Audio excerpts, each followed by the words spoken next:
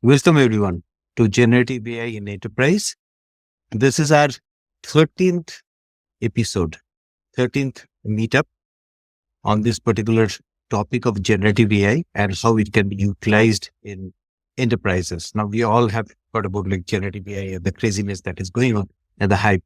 But in this particular group, what we are trying to do is, not a lot, little by little, trying to peel the onion and trying to see within it like what's going on and what does it really mean. So we have covered a variety of different topics in the last 12 episodes. So today's topic is generative AI fine tuning, right? And it's more of like an introduction to generative AI and fine tuning. So I think that will be able to like cater to all kinds of audience. It's not going to be a deep dive, but if the interest is there, definitely we are going to set up some deep dive sessions and like maybe a working session also at some point of time to get into the weeds of the fine tuning approach. So now being said that, let me share my screen real quick. Give an introduction to like what is this meetup about and who am I? Because I see a lot of known faces. I see a lot of new faces as well. I would like to do a quick introduction about yourself so that we get to know each other very quickly. So this is Curious Circuits is the YouTube channel that I have established and where all the recordings are also published. So you can go and subscribe to the channel so that you can get an understanding of like what has been already discussed. In today's topic, it's fine tuning part 1 or rather the introduction of fine tuning.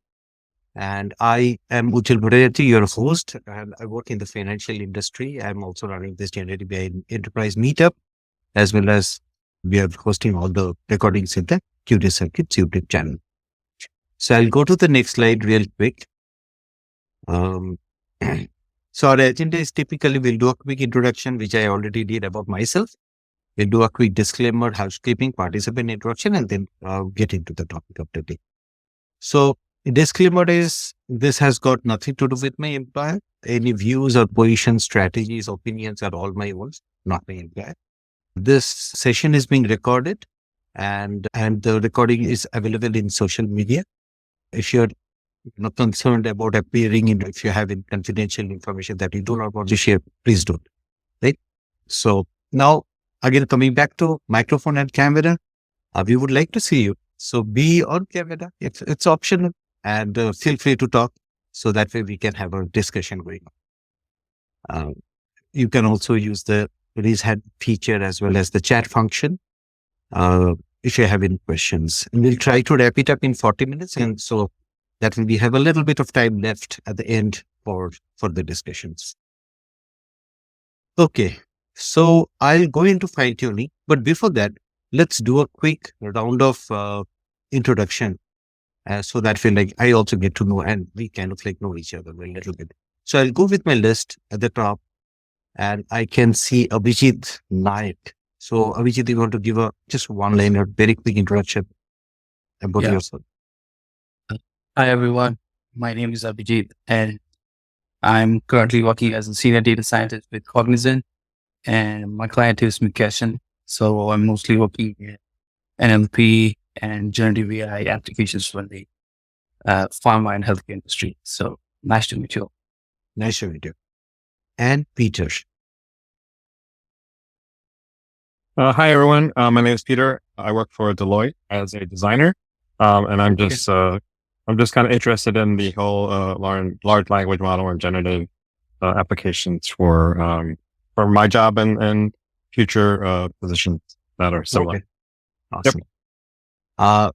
Gopa, we all know you, but for the others who don't know you, so if you can just Thank you, Ujjal. My name is Gopa Menon. I am working on a startup predominantly focused on pharma manufacturing space using ML and Gen AI. Min.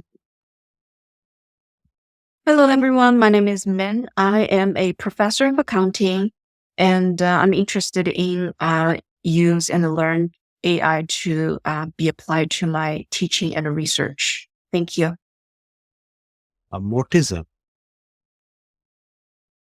Hi, everyone. I am a PhD student in computer science, and I work on improving machine learning. And also, I'm interested in learning more about large language models. Okay. So it seems like we have a computer science PhD, data scientist, and I'm seeing like potential speakers for this meetup group. So that's exciting. Okay. Nagi, we have met you, but for the others, if you can just give a one line. Yeah, hi, I'm Nagi Nagalingam. I'm predominantly the financial services.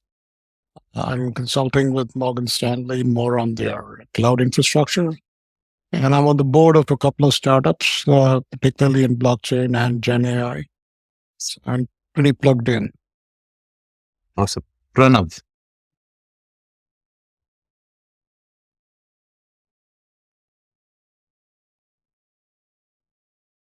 No.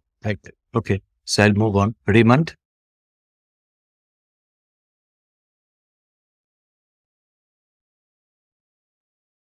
Acha. I'll move on to the next person. Shakyata. Hi everyone, this is Sakyata. I work as a software engineer for Honeywell. So primarily I do develop front-end applications, and we are using like Gen AI and finding solutions for the manufacturing industry. Like to have like a lot of, you can increase the batch processing speeds, right? Using Gen AI. So I'm much more interested in doing that. Oh, okay. Spencer. Hello, I'm Spencer. I'm an eye doctor who's looking to pivot into the software engineering world. Okay. Yosef.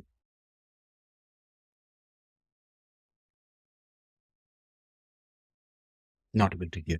Okay. So if let me know if I missed someone, but I think we have covered Right. everyone. I think you might have missed me. My name is Sakshi. Oh, perfect. Yeah. Sorry about that. Yes, so I worked in ML at Facebook for a few years, and I just recently started my own company. And I'm just starting to scratch the surface on learning more about Gen AI. Okay. Awesome. So we have a fantastic audience today, and we have data scientists, we have PhDs, we have startups, we have all sorts of people in the startups board. So this is a fantastic audience. So let's see if I can meet the expectation. That's now a bigger challenge for me, right? Again, so we'll get started, and we'll talk about fine tuning of LLMs. Now, this particular discussion. But before actually jumping into fine tuning, let me show you something real quick, so that way like, you can understand, or at least I should be able to communicate like what are the things that we have already talked about, right? So these are some of the things that we have talked about, and a few of those are very, very much recommended to get some foundation knowledge if someone wants to get started on generative AI and not sure like where to get started. If you want to build a quick dirty application. So this is a very good discussion where we had, and I have shared the notebook also for getting started in generative AI. So this guy built a small POC application on chatbot and using generative AI and RAG. So this is like a very simple generative AI getting started. Now, if you want to understand the fundamentals of getting started, so this is a good one to where we have discussed about like what are the pieces and the components to get started even in the generative AI space. Now, if you go a little bit, deeper dive, now we want to productionize a generative AI solution and we are not sure like how to do it, then this is a extremely valuable discussion that we had where a person from AWS actually walked us through all the MLOps pipeline specifically for Gen AI and foundational model operating procedure. So please take a look at it. I think you will feel it, very, very useful. Now, if you want to do a deep dive of now, I know how to get started. I know how the MLOps pipeline works, but what do I put in those MLOps pipeline? Like what are the bits and pieces? So this is where we have discussed, how to do a LLM evaluation. And we had 2 sessions of LLM evaluation over here. So take a look at it. And this is where we have discussed about like guardrails, like what happens if the LLM is like hallucinating or giving, no, not hallucination, if it's giving toxic answers, so how do you make sure that you're protected? So this is where, we had very good discussions on guardrails. So please take a look at it. I think it will be very useful. So I'll jump into today's topic, and today's topic is fine tuning, right? So this is a picture that I got from deep learning AI, and this shows what is a generative AI project life cycle. What does it really mean? How do I even get started starting out with a generative AI project, right?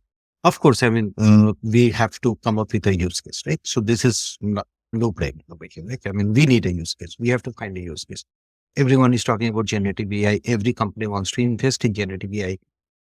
What we have seen is there is a tendency towards putting generative AI into a solution where generative AI is also not required, right? So maybe there are a lot of places where our existing solutions are good enough, right? We don't need a generative AI solution. The reason why I tell that is because the moment it comes to ML or machine learning or even generative AI, we are talking about probabilistic use cases. If I'm writing a if then else, a case statement or loop, then it's a deterministic. We know exactly what we have written, and that is good. What going to be executed. If a use case doesn't fit generative AI, don't put it over there, because otherwise it'll run into other issues which was not even required, right?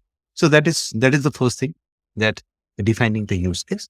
And then the next thing that we have talked about also in the earlier discussions is like choosing an existing model or pre-train your own model. So that's where we say that, okay, we are going to go ahead with choosing an existing model. We are not going to discuss pre-training our existing model or fine-tuning or prompt or aligning with human feedback. So we kind of like skip that. But now in this particular topic, maybe this is the time when we are going to talk about like, okay, maybe prompt engineering did not work or work for me, but it's not good enough. Maybe, so what do I do in that case next? So maybe like I'll go ahead and start talking about fine tuning at this point of time. And then again, eventually like in our MLOps pipeline, we should have the mechanism to evaluate our data and the responses and inferences that comes out. And then we go ahead and apply the whole process or the whole model to our applications that we are building. So I go ahead and optimize and deploy our model, and then I'm going to build LLM powered applications. So the point over here is define a use case, choose a model, use any model, like whatever makes sense. Or that's also a different discussion, like how do you then choose a model? But let's assume that we have chosen it. And then we have tried prompt engineering, did not work for us. Then I'm going to go with fine tuning. So I was looking for some data that, how do I know how many customers are actually doing fine tuning today, right? So I was trying to look for the data, and our last discussion with AWS, this is something that came to my notice, and this is a very nice visualization. So we have all used ChatGPT, and we have used it as is. So basically, GPT is providing, or now Gemini is providing, or Perplexity is like using all these models and coming with their answers. Or I think they also have their own model. But we are not giving any examples or anything. We are just asking some question. It's giving me some answer. It's browsing the internet, all good and good, right? The next thing that comes over here is prompt engineering. So this is the most common use case where people are using prompt engineering. Maybe I'll upload a file, and then I'm asking questions on top of it. So that is another one that is coming over here, which is retrieval augmented generation, where I'm not only using prompt engineering, but I'm also using some data from my domain to generate some answer. And then on the top, we have API fine tuning, we have advanced RAG, and then we have fine tuning. So this is the area where, based on data, I think only 5% or maybe 2% of the enterprises are actually spending time in fine tuning. Right? Most of the time is spent over here, prompt engineering, retrieval augmented generation, is required API fine tuning, or maybe advanced RAG. So these are most of the cases, unless and until the use case is really, really specialized. where none of this worked for me, then we'll go to fine tuning and maybe API fine tuning. So I'll say like 1 and 2 over here, right? API. Why did I go with 1? Because now I'm like more closer to AWS. So I'm going to speak more in terms of AWS, but also like Google and Microsoft. I'm pretty sure Hugging Test, they have all the other options as well. AWS provides a service called Bedrock, which is a managed service, and where you can actually very easily, you can do prompt engineering, you can do RAG. They have all this knowledge base, etc. Services that they have come up in the last 2-3 months, and they have made life extremely easy to do all these things very, very easily. So what do I mean by that? Like, so if I have to deploy a model or a large language model in my system, I need a lot of GPU. So that's going to be expensive. I do not have the laptop to do that, right? Or the desktop to do that, or a gaming laptop to do that. So of course, I'm not going to set up the whole thing in my workstation, right? I'm going to use cloud to do that. Now, if I go to cloud, typically Amazon has SageMaker, where you can actually take a model from Hugging Face, open source model, or even a closed model, and deploy that in SageMaker and build your applications on top. What Amazon did in the last 3 months or 4 months, as part of reInvent 2023, they created this whole managed service called Bedrock, right? So with Bedrock, they have simplified everything, and it's now just an API call. So basically you make an API call. If you want to use a RAG use case. Now, if you do not know what is a RAG use case, possibly, then I'm not going to dive into RAG. Please take a look at the other videos that I was mentioning. We have discussed like what is RAG and how do you get started with RAG. But the point over here is like Bedrock has made life extremely easy for you to choose a model, do your prompt engineering using that model, and build LLM applications using the platform. You can also do RAG. And if nothing works for you, you can actually do API fine tuning using Bedrock. So that means they have provided APIs to fine tune your model to your needs. And then your life is set, you are happy, you have no complaints, right? Because the previous ones did not work for you. So now you should be happy. So that is the idea, right? There are also advanced RAG techniques that we can do to get better data. But more importantly, now our topic of the day is fine tuning. So I'll quickly touch base on fine tuning, right? So we can use fine tuning methodologies. But to use fine tuning methodologies, now Bedrock is not going to be good enough. So now we have to deploy our model in SageMaker, and then we have to do our fine tuning. Now, there are people who actually does full fine tuning also. Now, at the very, very top is like people or companies who are actually building the initial training model. Like Meta has built Llama, OpenAI has built GPT. And we are not getting into that also because I think that requires huge capacity and huge processing power to build that initial training data, right? So initial model using the training data. So we are not going to get into that. We are not even going to talk about like fully fine tuning. And we'll discuss like why do not want to talk about full fine tuning. We are going to stick to fine tuning in this discussion. But more importantly, I just wanted to give you an idea that I know like we are all excited about fine tuning, but only 5% of the population really is focusing on fine tuning or the industry. Most of them are focusing on all these 4 areas, not even API, right? So if we cannot achieve all this prompt engineering, RAG and advanced RAG, then we'll talk about fine tuning. Any questions on this? Just wanted to pause. No questions. Good. But yeah, if you have any question, please stop me. So this is a quick screenshot where we have discussed earlier that, how large language models or models have evolved over a period of time. So from 2018 to 2022 to 2023, the language model size has just grown bigger and bigger and bigger. So the reason why we are discussing this one is because if you want to fine tune a model, the models are really big. And if you want to fine tune a model, it's going to be very expensive and cost incentive and resource incentive. So, and we are going to get into that really quick. And also there is a trend of now small models, evolving. So small language models, and Apple has released something which you can deploy in your phone also. But yeah, the whole landscape is changing. So we are at a very interesting space at this point. Okay. So now, let's talk about pre-training, LLM pre-training, and what does that mean?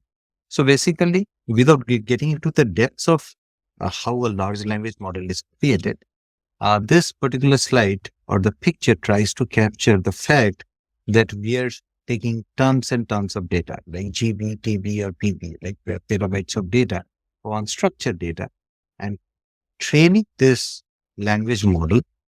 And basically, we call it pre-trained. So if I take an example, Google has this model called FLAN, which is a pre-trained large language model. And typically you can use it to ask a question and you will get an answer. So for example, if I take that model and give it a prompt saying that, okay, classify this review, I love the DVD. And then you said, okay, tell me what is the sentiment, right? So the LLM is going to give you an answer saying that this is positive. And this is an example, right? And basically what is this LLM doing at this point of time? It takes this particular statement and it is predicting what should be the next statement or next word based on the text data that it has been trained on, right? So I have this huge amount of data. I've trained a model, created this model. So now I'm giving it a context or a prompt, and it's predicting the next word for me. So classify this review. I love this DVD. What should be the sentiment? It's saying positive. Now, if I take this question and take it to a small language model, maybe it is not trained in that huge set of data. So maybe it will, not be able to confidently say that this is a positive sentiment. So that is the problem, right? So that's why people need going towards large language. The bigger the model, the confidence scores also increases to get a completion, which is like, closer to truth. It's all probabilistic, closer to truth. Now, the bigger the model becomes, it also comes with certain challenges. And the challenges, the challenges are hallucinations. I think everyone has kind of like discussed about this. A lot of discussions about hallucinations and also the latency. I have tested with Anthropic, and now Anthropic Claude 3 has come out this week. But I've tested with Anthropic Claude V2 and also Anthropic Claude Instant, which is a smaller language model. The latency is like a huge difference between Anthropic 2 versus Anthropic Instant. So the bigger the model, we have other challenges, right? So not necessarily always big is good. The latency is one of the problems. So that means like a smaller model is good, right? The smaller model might also give a wrong answer. So we have another problem here. So now in this particular slide, what they're trying to show, and when I say they, I mean deep learning, I can still use a smaller model. I mean, they're still calling it large language model, but in that context of different large language models, this is a small model.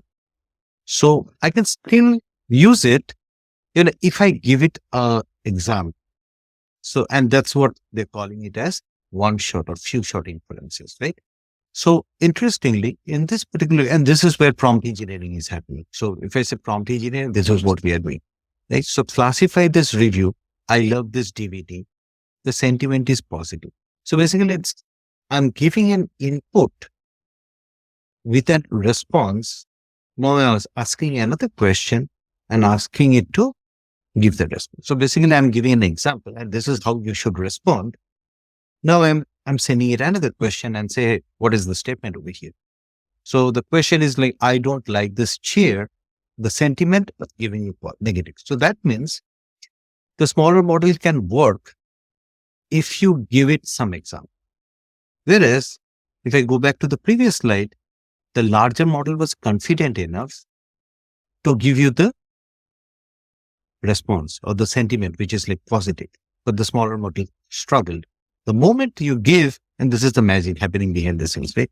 But the moment you give a smaller model an example, like a one shot or few shot example, few shot inference, they call it, now it's giving the completion in a proper way, negative in this case.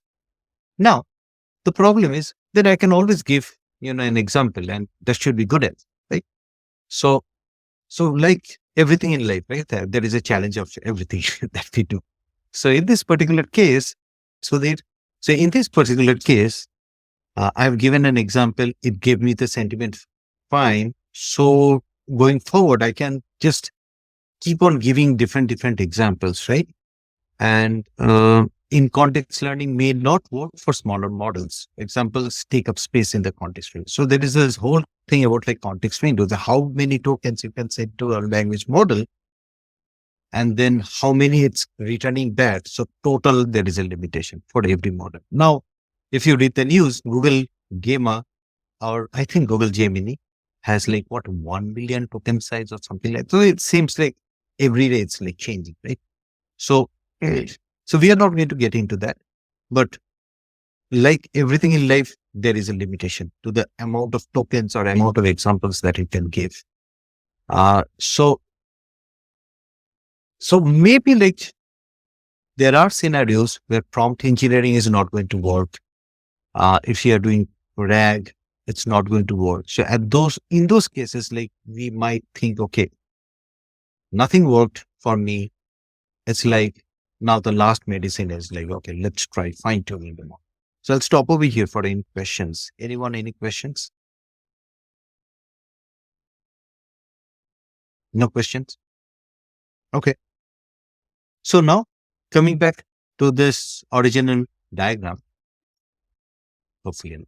So I tried prompt engineering. It did not work because of several reasons. I mean, like if I'm using a large model, maybe it will work, but then we have latency issues that we discussed, and cost is also another issue, as well as hallucinations. Now, we tried smaller model that was initially not working. So we tried adding more examples or inferences, one shot or few shot. So it started working, but then there is a limitation in the context window. So we said, okay, prompt engineering is not going to work. Retrieval augmented generation is a little bit slightly different topic, but eventually it comes back to prompt engineering. So I'll say, okay, both of them kind of like falls into the same space. So none of them work. So I need to either do fine tuning or either do API fine tuning or just fine tuning, right, of the actual model. So I take a model and now I'm trying to do fine tuning. So I'll go to the next slide to see like how and what are the different techniques available in fine tuning. So in this case, typically what we do is we take a pre-trained model. In this case, let's say I'm taking a FLAN from Google, right? And then I'm going to give it some labeled examples, just like we were doing it in prompt engineering. As part of the question itself, I was giving them some examples, and then it started giving me right answers, right?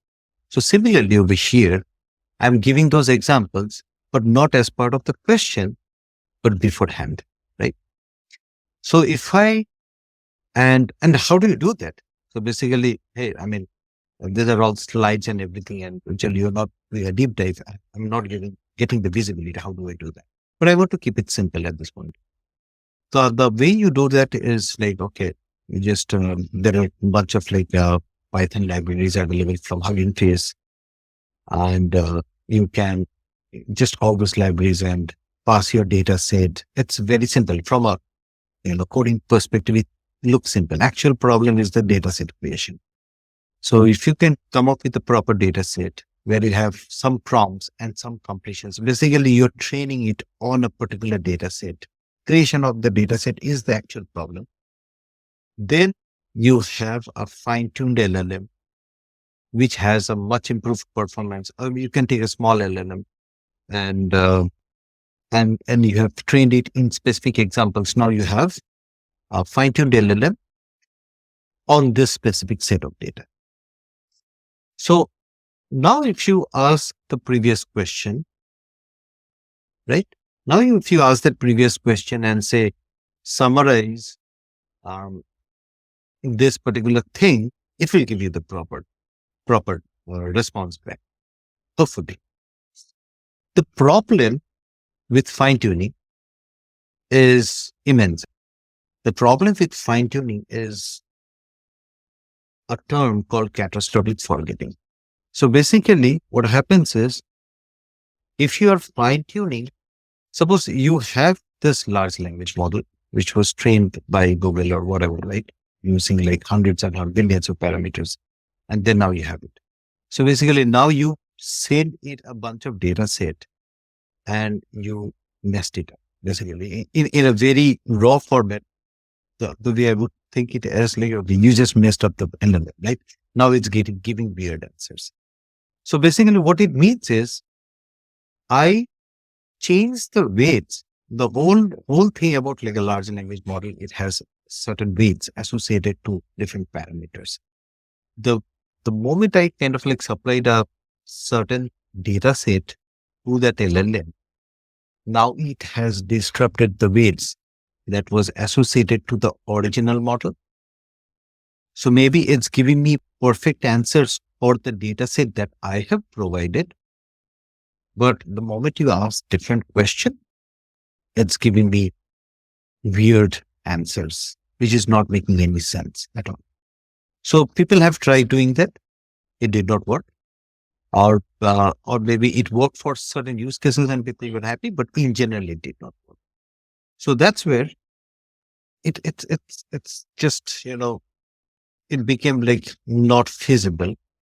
If it did not work for summarization. So for example, I'm saying, okay, an LLM should be able to summarize a content, rate this review, translate into Python code. I mean, like what ChatGPT does. They do it like extreme, like all these things an LLM can do. But then I have supplied extra data set to summarize the following context on a particular domain. Let's say medical or law or something like that, right? But then I have messed up rating and translation. So basically now, what is my option? Then my option is now again, I'm going to pass different data sets and make it or fine tune it on these different types of data sets. So basically now it's more than, right? So I had a good LLM. It was okay. I did not choose the large one because I had other problems that we discussed. Now I took a small LLM. It was like, okay, I was trying to do prompt engineering. I ran out of context window.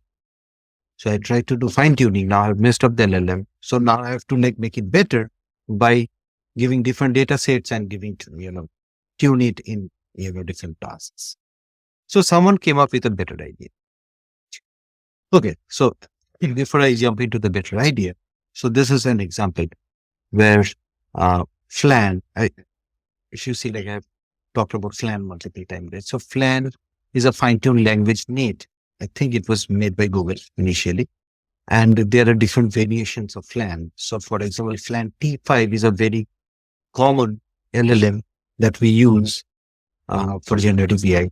And then I think PALM is more medical oriented. So they have trained the FLAN model in the medical, domain set, data set, and made it like better for medical usages. So this is an example. But anyway, the moment we try to do it, it just becomes more and more complex. So we need some way to measure whether it's correct or not correct. and what is the response that is coming in. So we need some way to evaluate the data, and that's what people has come up with this scores called rogue scores or blue scores. So for example, if you're doing text summarization, rogue is like the most common score, and then for text translation, blue is one of them. But more importantly, there are different LLM benchmarks that people have done. And as I started with my initial discussion, So we talked about catastrophic forgetting, we talked about multitask, we talked about plan, we talked about the different cores. And more important thing is, what does it really even take to train, fine tune particular language model, right? So this is a comparison over here. GPU RAM needed to train 1 billion parameters. Memory needed to store the model is 4 GB. Typically the model is like very small and it's easy to store. But the problem happens if you try to train the model. It requires 24 GB for a 32-bit full precision. Now I'm not getting into the details of what is the full precision, what is the 32-bit, and there are like different techniques to not even do 32-bit. But importantly, this kind of like tries to or captures the essence of like, now what does it really mean to train a 500 billion parameter model? So it's the point. And then, but in some of the cases, like even if you try to train a model, the one GPU is not good at it. Smaller model might be like in using a one GPU, but a large model is not even enough for a single GPU. So now we have to have a series of GPU created to train a model. So I'm talking about training, not fine tuning. It just gives an essence like what does it really mean in terms of like training or fine tuning a model. And no wonder like NVIDIA stock is going up, right? Because everyone is trying to do that. So PFT, a parameter efficient fine tuning, is a technique which people use to train a model or fine tune a model. So basically what they do is, you remember like last time we spoke about, I messed up the LLM. So the way I messed up the LLM is basically I've changed the weight of the LLM. Now over here with PFT, with this technique, what they're doing is I'm going to freeze the weights of the LLM and I'm going to create an additional layer. So rather than changing the whole LLM itself, I'm going to create an additional layer on top of it so that I can go ahead and add additional data rather than changing the original data, right? So it's like prompt engineering. It's kind of like you can think of it as an advanced prompt engineering. So in the prompt engineering, we were giving the example in the question, but every time you ask different question, you have to give that bunch of examples. Now you're taking that examples, you're not changing the LLM, but you're putting a new layer on top of the LLM and you're freezing the weights of the original LLM. So PIFT has been seen a lot of success. Another variation of PIFT is LoRa. And now there are a bunch of other variations that have kind of like came up. So LoRa is one of them, QLoRa is another one of them. Now I think there is a QA LoRa, or a bunch of different things. One important distinction over here is like, we are talking about prompt tuning, not prompt engineering, right? In case of prompt engineering, we were sending the one shot or the few shot example in the context window. So when I'm asking the question, it's like I'm asking Gopa, can you classify this sentiment, say, I don't like this chair. What is the sentiment? You will say, okay, negative. But since now we are talking about smaller LLM, I might not be able to say negative. So every time I'm asking the question, I'm giving it an example. Okay, classify this review. I love this DVD. Sentiment is positive. So that means if I give you similar question, you have to answer it in the similar way. Don't give a weird long sentence answer, right?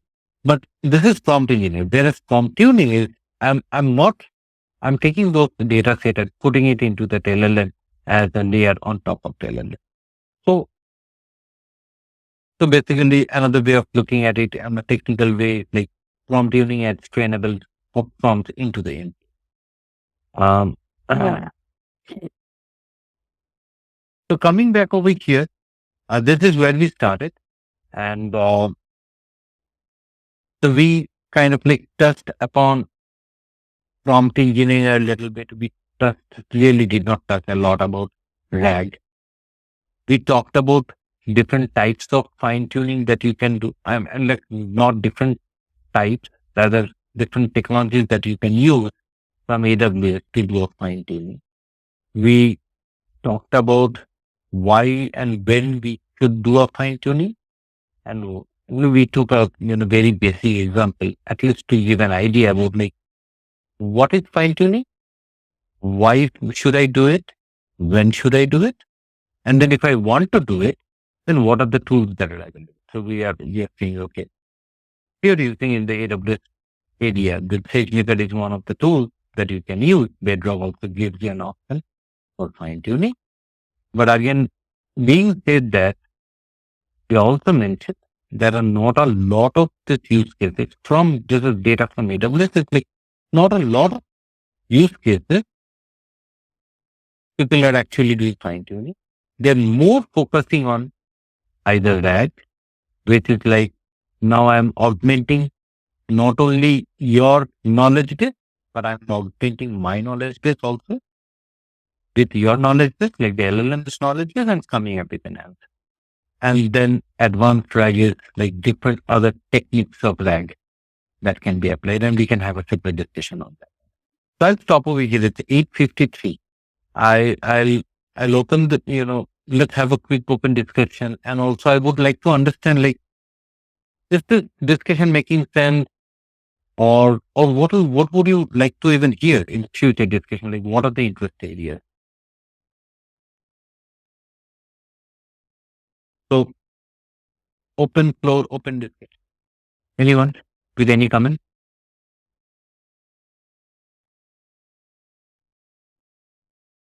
Sorry, I have a question about retrieval augmentation. Retrieval augmentation, does it mean giving some prompts to generate a new or a variation of the existing data? If I go to ChatGPT and ask it a question, right? Who is the Prime Minister of India? Or who is the President of US? Right? Yes. It will give an answer. It's on the knowledge base. But suppose you have written a story from your ideas, right? You have written a story, and then you have not published that data anywhere on the internet. Yeah. And if you go to ChatGPT and ask the question to ChatGPT on that story that you have written, Mortiza, do you think ChatGPT will be able to answer? I think no. No, right? Because the data is not available in internet and in the public domain. It is available. Maybe you have put it in Google Drive, right? It's in internet, but in the private domain, right? It's under your account. So if you ask a question to a large language model, which it is not trained on, it won't be able to answer. Yes. Now, if you ask a common sense question, so for example, I am standing in, edge of the cliff. What is the probability for me falling down? Nothing is common sense. It's like some data somewhere it has read and been trained on, right? So it will say very high, right? But if you ask a question on the story that you have written, it has no clue. And suppose the story is like 800 pages long or 1000 pages long. So what you can do is you can put the whole story in the question itself, and now ask the ChatGPT about the same question. Now it will be able to answer, because in the question you have added a prompt or a context to the question that you are asking. Okay. So you will think, this is the story. This is the question. Tell me the answer. Now it will quickly go through the question, whole story. It will go through the question and match and find, and that's where the whole LLM intelligence is there, right? So it will match and find the answer for you and give. So now what you have done, you have not done RAG or retrieval augmented. You have done prompt engineering within context learning. You have given the story, given the question, Right. it is coming up with the answer. Now think about it. If you have 2,000 or 200,000 stories in your Google Drive, Yes. are you going to park all the stories? Because you can ask any question. It's like a syllabus. Suppose I'm a high school student going for SAT.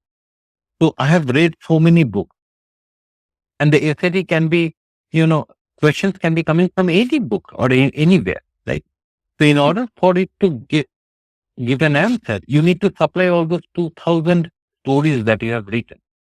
This is impossible beyond the point because, as we said, it will run out of the context window. Yes, exactly. It will run out of the context window. So then you need a special technique called RAG to even find the correct document. So now you have 2,000 stories in your Google Drive.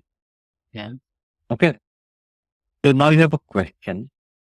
Before going into large language model, you are actually trying to do a quick Google search, Google Drive. You go to your Google Drive, search for, put your question over there. It will come up with like 10 documents, which has similar answers to your question. Now you take the 10 documents or 10 fragments of the document and you send your question along everything to the LLM and say, give me that. So this is retrieval augmented generation. Makes sense. So basically, three things that we have did. One is, if I go back to the slide real quick, so we have discussed three things over here. One is like, use LLM as is with zero thought. You go to ChatGPT, ask a question, who is the president, it will give an answer. So this is zero thought. No example, nothing. It is giving you based on its own knowledge. Next is, you are asking the similar question, but you are giving an example. So that is like more than zero, which is like one shot or two shot. Yeah. Right? The third one is, you are not only asking the question, but you are also applying the document, which is the story that we are talking about. That is still prompt engineering. Yeah, it's exactly. But you're supplying the whole story and asking the question. Next comes RAG, where you have more than one story. So there you have like hundreds of documents or thousands of documents, and you have one question over here. So even before going into LLM, you visualize it in this way. You go to your Google Drive, search by the question. It gives you a bunch of documents or fragments back. You take those documents and put it into the LLM. And you say, hey, these are the fragments. These are the fragments. This is the question. Give me the answer. So that is RAG. Oh, okay. If that also doesn't work for you, then you have to go with fine tuning. And Oh, okay. most of the people don't have to go. As of now, I mean, I might be wrong tomorrow, right? I mean, things are changing so fast. Thank you so much. Makes sense. Thank you. Any other question, anyone? On fine tuning, like why we want to do it, or does it even make sense? Like, what is fine tuning? If not, then it was great. Pleasure meeting you all. And then, Quick question. Thank you. Go ahead. Yeah, so I don't have any technical background, but I was just wondering, what do most people train LLMs on? Like, is there like a specific library or that's more popular, or just in... Okay, so I'll try to answer that. So basically, your question, I'll go back to this particular diagram. So suppose this is my LLM over here, and this is pre-trained, right? Google or Facebook or OpenAI, they have created the LLM for us. Most of us, what we do, like we use ChatGPT. So I don't care about like libraries or anything. Like they have created a playground for us on a chat interface for us. You ask a question, you get an answer. Now, if you're writing code or if you want to incorporate these features into your application, then you're using libraries. There are Python libraries out there. LangChain is one of them. Llama indexes. These are the two famous libraries that you use to integrate with large language models and do RAG or do prompt engineering or do fine tuning, whatever you want to do. Like Llama index and LangChain are the two libraries that they will use. Any other question? Anyone? Did that answer your question, Vincent? Thank you. I don't like it's a little gray, but if you have more questions, we have these discussions every week. So if you have a specific topic that you are interested in, we can have this. Actually, just join. Could we get the recording of this section? Yes, we can. Transformation libraries for high usage. Okay, I was just saying there are transformer and training libraries for high usage. Also different low code fine tuning tools. Great input. Sorry, the next meeting is on Tuesday, right? Sorry? Next meeting is Tuesday, right? Thursday. Next Thursday. Thursday. We have. Oh, okay. Thank you. So where can we find the recording of this? I'm going to share that YouTube link. Basically, you can take a screenshot of this one as well. So that's then Qt. Qt Circuits is the YouTube channel. You can find all the recording. You can take a picture if you have a mobile, something like that. So it was a nice meeting you everyone. And if you have any special, correction or any particular topic you want to dive into, let me know. This is how we can connect me on LinkedIn. So you can ping me and then we can discuss. Or if you have any topic that you want to speak to, if you want to become a speaker, let me know. I'll be like super glad and happy if you want to present something. So being said that, that's all I have for today. We'll meet you all next week. Take care. Thank you very much. Thank you very much. Okay. Thank you. Thank you. Thank you. Thank you.